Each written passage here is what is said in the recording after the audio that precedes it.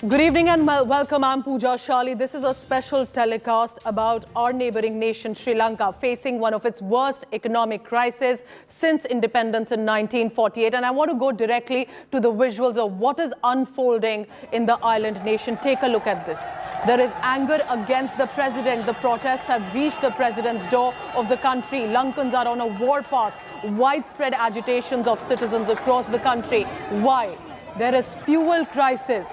Electricity cuts going into 10 to 15 hours long. It's a nation power outage, which in turn means industries and institutions are suffering, specifically health and hospitality.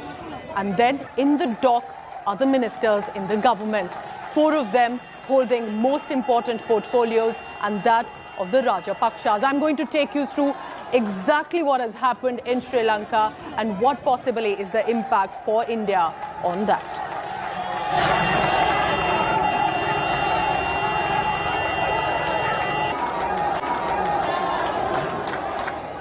Massive fuel crisis, in turn also massive protests. Facing this economic meltdown since independence in 1948, things are not looking good for Sri Lanka. The Sri Lankan army also has now been deployed at every petrol station to help specifically distribute fuel, while men and women are waiting in long queues for hours to buy kerosene and other fuels. Here's a report first on this economic crisis unfolding in the island nation. Take a look.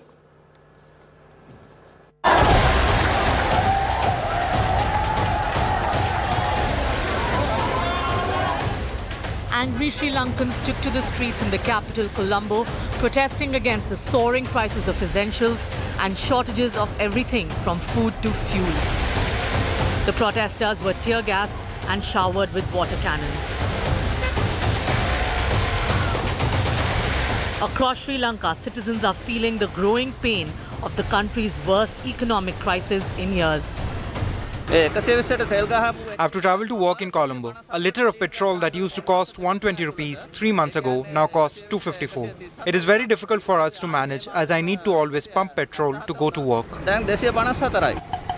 In the past 3 months, fuel prices have increased 3 times, while essential food items have doubled. Sri Lankan police said the 2 men collapsed and died while waiting in separate queues to secure fuel amid the skyrocketing prices. For weeks, people have been queuing up at pumps, often for hours, and the country has been under rolling power cuts. Yesterday, it was a 10-hour power cut. Today, they say it will be 13 hours. The fish and the meat in the fridge and the children's milk have gone bad. The child is crying, saying it is very hot. We ask the government to give us some sort of a break.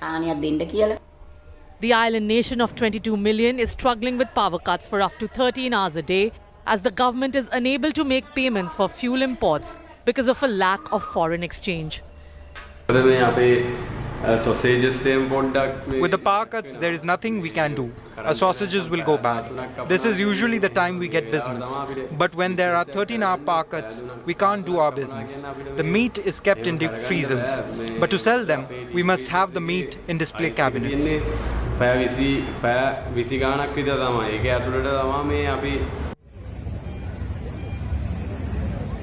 Historically weak government finances, badly timed tax cuts, and the COVID-19 pandemic, which pummeled the tourism industry and foreign remittances, have wreaked havoc on the Sri Lankan economy. At this rate, not only me, but most Sri Lankans will have to starve and die of starvation. Even if you have money, there are no goods to buy. And there are things to buy, but there is no money. There are queues for fuel, milk powder and gas. The rapid drain of Sri Lanka's dollars has left it struggling to pay for critical imports, as currency reserves have slumped 70% in the last 2 years to $2.31 billion. However, Sri Lanka has to repay about $4 billion in debt in the rest of this year, including a $1 billion international sovereign bond that matures in July. Deprived of basic amenities, Sri Lankans are raging. Massive demonstrations against the government's handling of the crisis were witnessed across the capital. Cops clashed with hundreds of protesters in Colombo after vandalism and arson by the protesters. Agitators set ablaze a bus in the capital city, forcing cops to resort to water cannon and tear gas. People are not even eating 2 of the 3 meals a day. They just eat 1 meal. We don't know when these problems will end. Don't know at which point the country will take to the streets and rebel.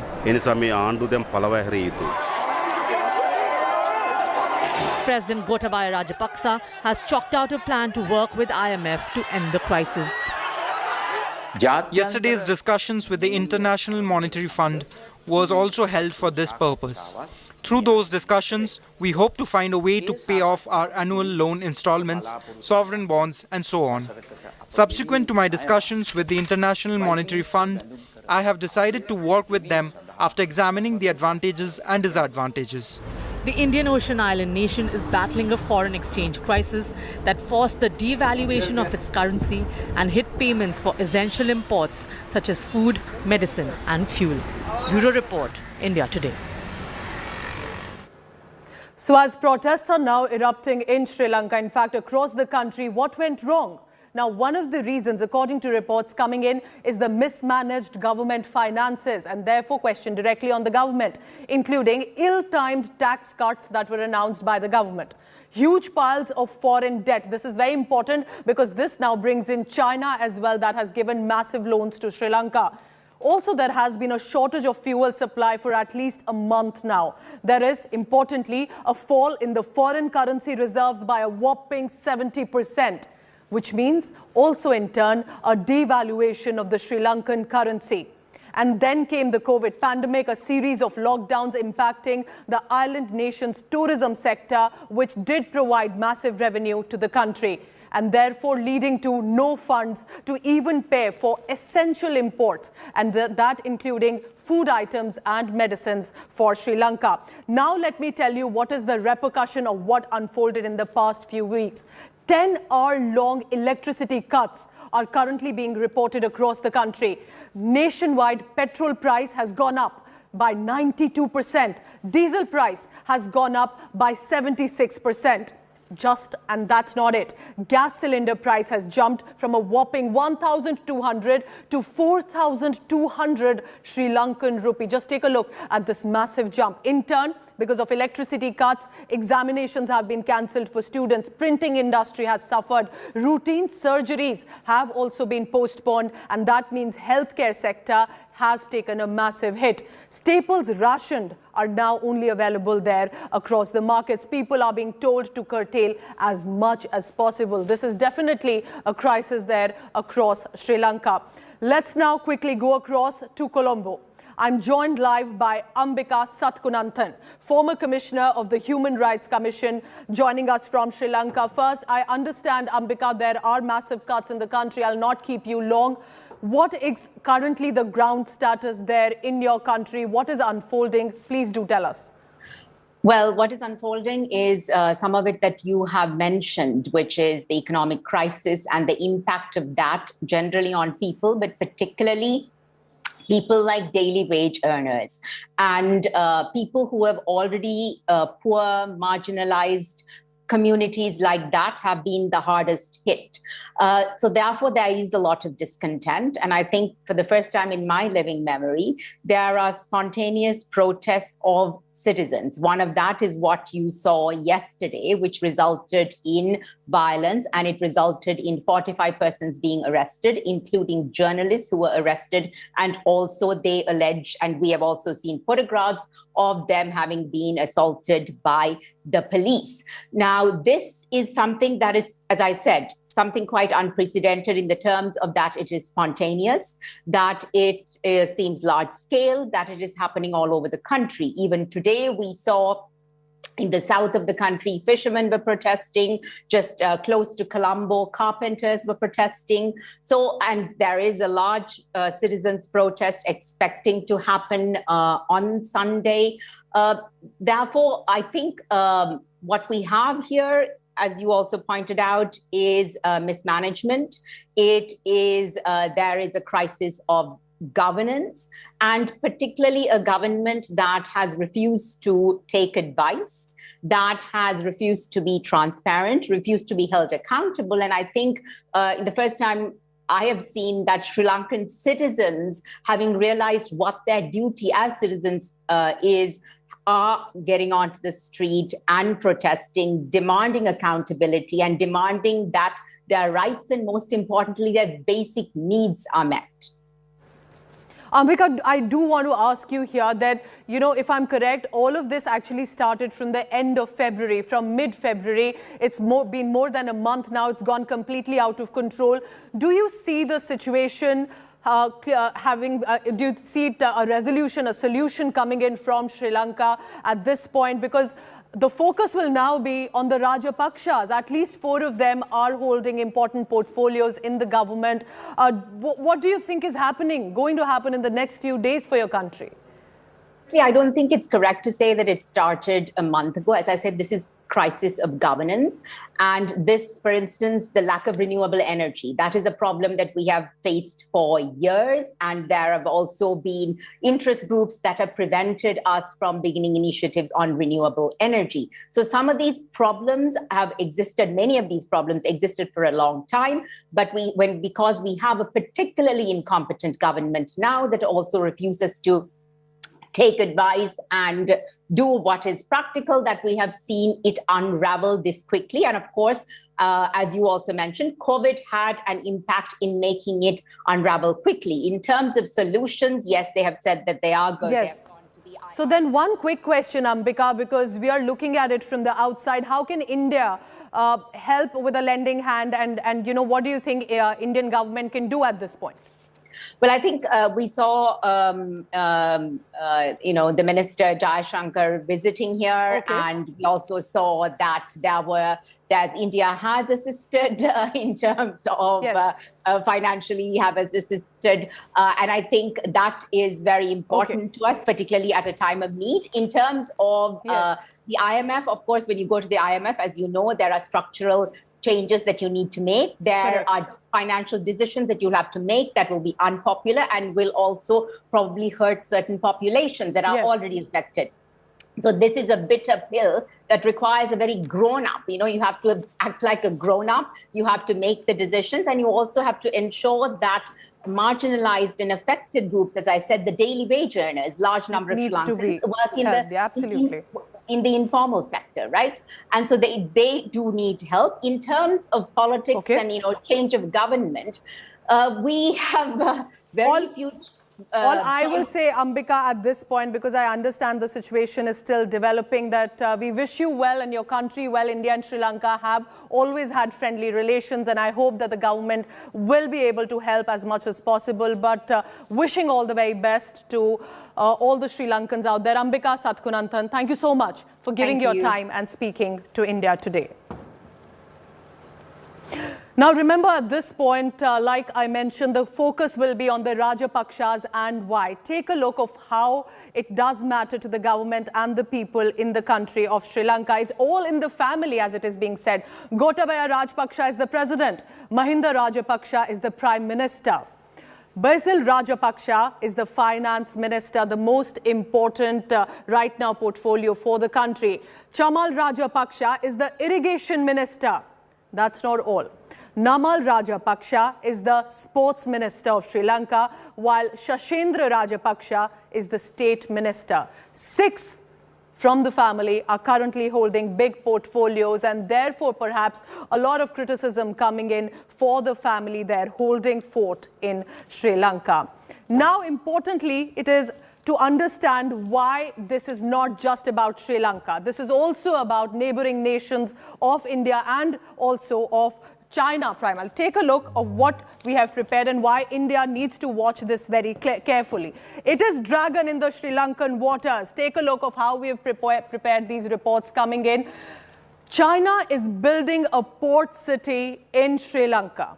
It is important because these imports that are coming in with regard to exemptions that have now been granted by China only perhaps to buy time, but the Hambantota port has been already taken on a 99-year lease by China. This is very important. $1.1 billion loan in exchange for that lease. What does that mean? 2006 to 2009, China invested at least $12 billion. It's already been investing a lot in infrastructure in China. Not the best news for India to watch out for. Special economic zones, oil refineries, all of this is being developed by China. And therefore, how can then India, which is already and always had a friendly relationship with Sri Lanka, how is India also lending a hand at this point? Take a look of how India has offered help. Remember, External Affairs Minister S. Jaishankar offered help to a Lankan hospital that had tweeted that their surgeries had been postponed. Immediately, the minister offered help. That's not all.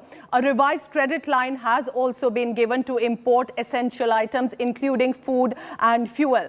Going across, also now extending a 400 million currency swap, only perhaps to provide a temporary relief for Sri Lanka before it can bounce back. But apart from that, $900 million loan was given by India in January 2022. Even throughout, from February and March, what happened? 40,000 metric tons of fuel has been delivered in February 22, and more has also now been offered by the Indian government. But India will, interestingly, be also investing. There are going to be hybrid power projects. There is going to be the third energy project that India is investing in. And important, therefore, very important, because this is also about how China is trying to gain control into Sri Lanka. I'm now joined live. This is very important because this is a developing story. All reactions are coming in first on India Today. Aaron Vikramathne, Member of the Parliament in Sri Lanka. Thank you so much, sir, for joining us at this time. What is currently the government's plan for Sri Lanka, for what is unfolding? Because we see protests and agitations on the ground, sir. Thank you for inviting me. I am not sure that the government has a plan. We have been, as an opposition, saying this for more than a year because the government has not been pursuing the correct economic policy, and they have also been mismanaging. We don't see any change in that. So when you ask me what's the government's plan, I would say that they have no plan and it's not apparent. Why do you say that, sir? Why do you say that at this point the government doesn't appear to have any plan of action? No, it doesn't. It doesn't, because the situation we face is basically rooted in the macroeconomy. Sri Lanka is a twin deficit country. It has a budget deficit and a balance of payments deficit. And, they didn't address this. When the present president was running for office, he went around saying, I'll cut the taxes. And without any scientific study, they basically cut the taxes, and the country's revenue fell by about 1/3, nearly 600 billion rupees. Okay. And so when you had COVID hit you, you just didn't have the space to do anything. But our present crisis is not COVID related, because when we handed office to the present government, the Rajapaksa government, I was then the State Minister of Finance. We gave them reserves of $7.6 billion.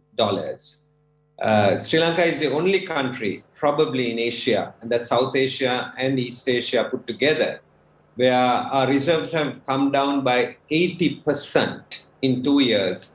Whereas most countries in Asia, the reserves went up. Even in India, Pakistan, and Bangladesh, the three big countries, Bangladesh as high as 41%. And then even in East Asia, Malaysia, Singapore, Thailand, all the countries of East Asia, it has gone up. So it's not COVID related. It's purely wrong policy, right? No fiscal consolidation. And it's also basically very poor management. The government has been very adamant and denying responsibility. But this government and this president is responsible for the mess we have got into. This is an unprecedented economic crisis. We have never seen this in our lifetime. And people are spontaneously coming onto the streets because there is no gas for cooking, there is no electricity, there is no milk powder for children. and the homes are having a huge issue, businesses are having a huge issue because production is affected. So you name it. There's a huge and all I can hope right now, Erin Vikramatne, that there will be some solution that can come in for Sri Lankans, and it looks terrible to see how people are agitating, forced to agitate, of course, at this point. I want to thank you, sir, for your time, and I will connect shortly again and see how the story is developing. We'll be getting all the latest here on India Today.